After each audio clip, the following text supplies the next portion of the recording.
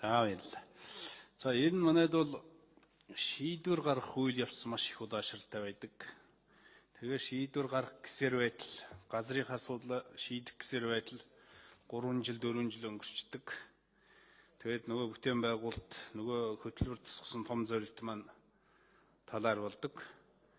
Тийм учраас бол одоо энэ шийдвэр гаргах үйл явцад бол бас гүйцэтгэх засаг тэр дотроос засгийн газарт бас зөв хэмжээний эрх мэдэл өгөх асуудал бол чухал байгаа.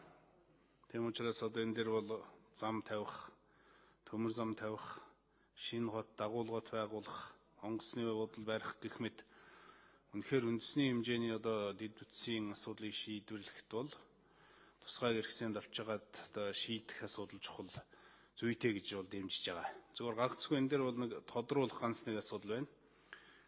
За нэгдүгээрт бол энэ засгийн газар бол газрын нэгдмэл сангийн нэг ангиллаас нөгөө ангилд шилжүүлэх асуудлыг бол шууд одоогийн хуулиар бол засгийн газрын эрх мэдлийн асуудал байгаа шүү дээ.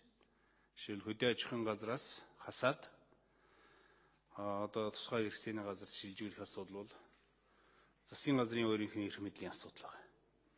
Тэгэхээр энэ хуулийн одоо энэ зохицуулалтаар энийг шийдэж болохгүй байна уу?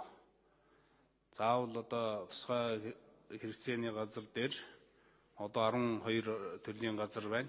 Тэрэн дээр нэгийг нэмж 13 болгож шийдэх тийм чухал шаардлагатай юу гэж.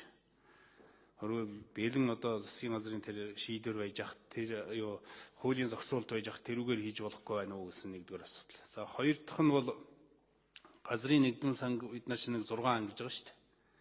Хөдөө аж ахуйн газар, хот сүрний газар, зам шугам шүлжээний газар, хойно сан бүхий газар, усны сан бүхий газар гэж. Тэгэхээр энэ одоо энэ удаа бол авах гэж байгаа энэ 7-8 бүтээн байгуулалтын шинжтэй газар чинь эдгээр ангиллын аль алинд нь хамаарагдаж байна. Хичнээн хэмжээний газар хамаарагдах уу?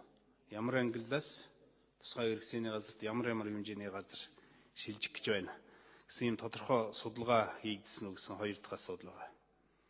За 3 дугаарт энэ хууль дээр одоо орж ирж байгаа ганц заалт нь бол үндэсний хэмжээний бүтээн байгуулалт дэд бүтцийн төсөл хөтөлбөр хэрэгжүүлэх газар гэж байгаа. За энэ дээр бол тэр бүтээн байгуулалт гэдэг үг бол заавал хэрэгтэй юм уу юм уу? Үндэсний хэмжээний дэд бүтцийн төсөл хөтөлбөр гээд авч болохгүй юу? Нэг байшин барьсан ч гэсэн манайхан бүтээн байгуулалт гэж л ярьдаг шүү дээ. Тэгэхээр энэ бүтээн байгуулалт гэдэг чинь энэ хэр зэрэг онцтой нэр том яв вэ гэсэн ийм 3 асуулт.